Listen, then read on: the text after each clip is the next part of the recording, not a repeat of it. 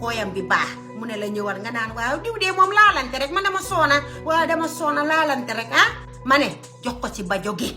waaw moom tam mu jox la si kooy gi waaw ngeen katante bu neex waaw sa xol bi neex suma xol bi neex ñuy suku aaya di ruku ah waaye yow xoolal nga di ma aj di ma wàccee waaw noonu la ba pare gis ko bajo dañ ko war a jox gëddam kooy tam dañ ko war a jox gëddam waaye soo leen toogee fii ngeen di seerlu man du ma def lii ay kii kañ moom ko bon la kii moom nekkeewu fi dara dul di wax affaire yi kooy ak bajo ah kii dafa ñaata jom kii kay moom nii